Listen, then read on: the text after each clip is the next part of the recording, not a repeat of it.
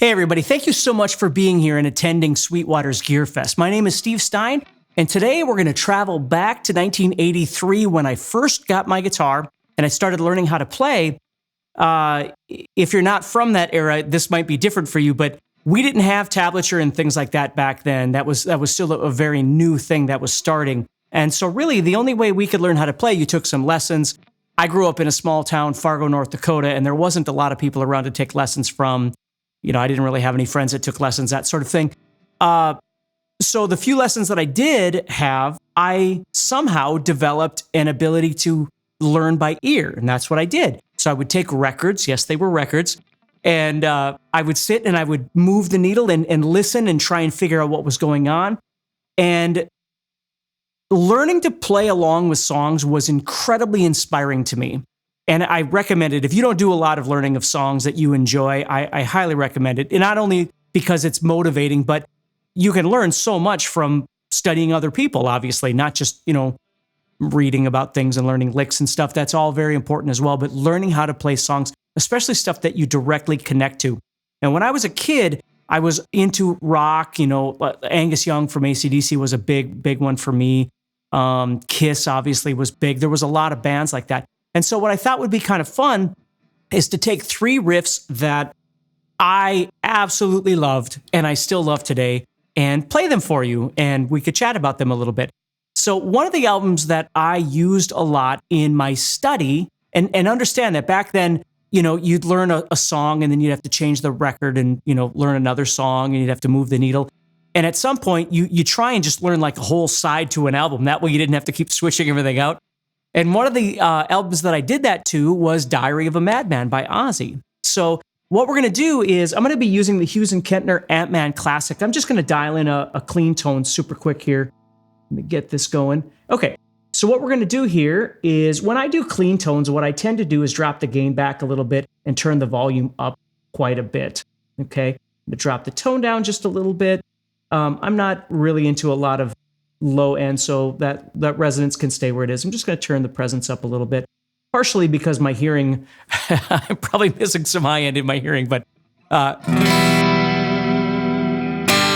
it's a real easy, nice, clean tone. Okay, so here we go. This is the beginning. I still love to play this. If I go into a guitar store or something like that, and I grab a guitar, one of the first things I tend to play is this.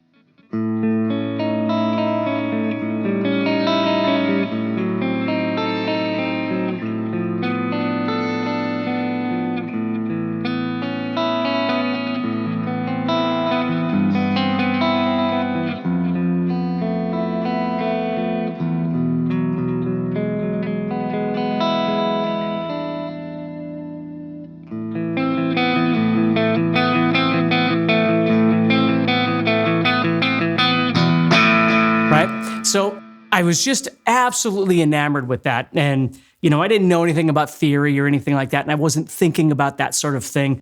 I just loved the sound of it. And it was always really, really fun to play, songs like D. There was so much stuff. I'm a big Randy Rhoads fan. So this stuff was really fun for me. So that's a cool one that you can mess around with. We're not going to go into the tab and all that sort of thing. Again, my point is that just learning how to play songs that really inspire you. And, even after all these years when I play this, there's just something about it that just comes back to me, and I just love to do it. So the next one we're going to look at is actually going to need a crunch channel. So let's go back over here. And what we're going to do is, again, same idea, just a little bit of presence. I'm going to take the sagging, though, quite a ways down here. And that probably is pretty good. And just switch over to channel 2 here.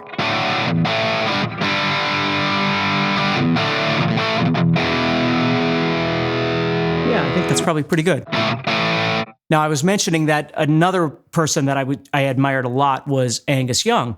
And I remember sitting with Back in Black, that album, and just learning literally all the songs. Now, you have to remember, I'm doing this by ear. So chances are a lot of the stuff that I was learning wasn't exactly right. And because a lot of players like myself grew up that way, we weren't really concerned with learning everything necessarily note for note. You were just trying to get the gist of it. And you'd play with other musicians and, you'd both be playing Back in Black, but who knows whether you were playing it exactly the same way or not. And it was just fun because it was loud and making music, right? So, but I'm gonna take a step back even further. One of my favorite riffs is this one, if you're familiar with this.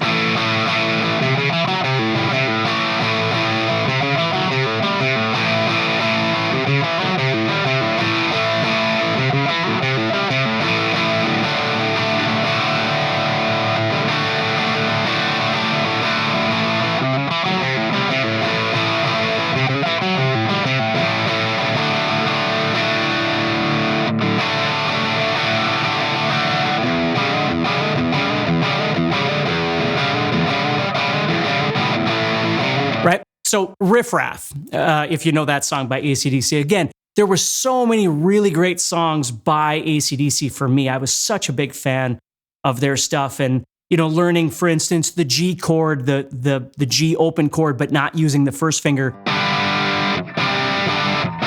to get those kind of sounds, and just different kinds of things like that. And Riff Raff always stood out for me as just, there's so many. Of songs that by AC/DC leading into bands like, The Cult, and then later, bands like Kix and maybe Cinderella and all these things, just that real raw kind of riff playing, which I just always really love. So that's kind of a fun one. And the third one I want to show you is actually tied into Sweetwater. And I'm not using this for bonus points. It really was a big deal for me. The other thing that was huge for me was, Judas Priest, Iron Maiden, all these bands, the new wave of British heavy metal, right?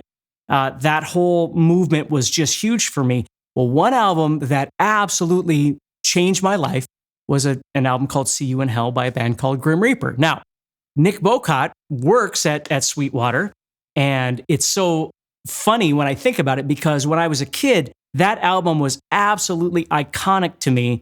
And so I learned all these songs off that album as well. Again, probably completely wrong. And now I'm going to do this, and Nick's probably going to see it and go, "You're not playing that right." But, now to be older and, be good friends with Nick and Steve Grimmett and that sort of thing is kind of interesting. So anyway, so another one, what I'm going to do is use this same thing here. I'm just going to turn on the boost just to give me a little bit more crunch here. And then I'm sure you know this song.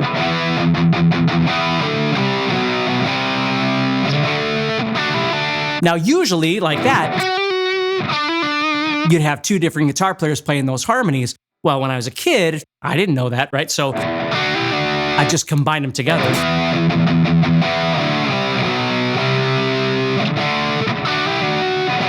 But then when you do that, it's hard to get the vibrato right.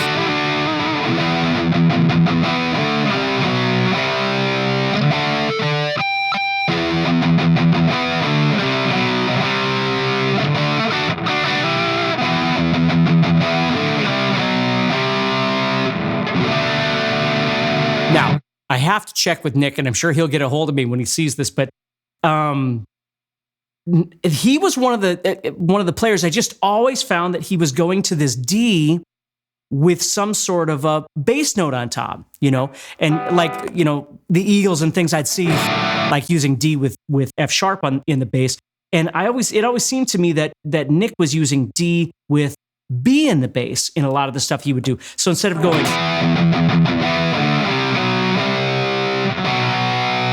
now, he might have very well done that, and I'm hearing it completely wrong.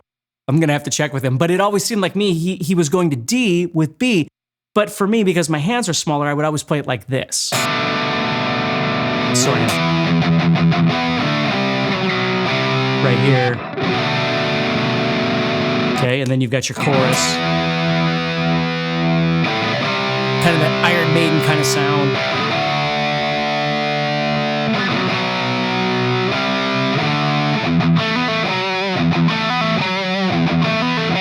And of course, after this came Slayer and, Metallica and all that kind of stuff. But at this point in my playing, these were things I could connect to. Like, I could hear them and I could find them on the fretboard. When I was introduced to, the first album I was introduced to by Metallica was Ride the Lightning. That was the first one. So, of course, hearing Fight Fire with Fire, there was no way I was going to figure that out by ear when I was, 14, 15 years old. I just didn't have the capacity to be able to do that. Where this sort of thing, the Iron Maiden stuff and the Judas Priest stuff, the Grim Reaper stuff, that sort of thing, it made sense in my brain and I could figure it out. So anyway, I just thought I would share a little bit with you about the early days of learning how to play and the music that inspired me. And still to this day, these songs are just amazing to me and I love playing them. They bring back a lot of memories and that sort of thing. So hopefully you have some of those as well. Build your own memories. Keep the music inspiring you. Make sure that you find stuff that's inspiring and motivating and keeps you playing. So take care, stay positive. And thank you again to Sweetwater for allowing me to do this. This is awesome. And I'll talk to you soon, okay?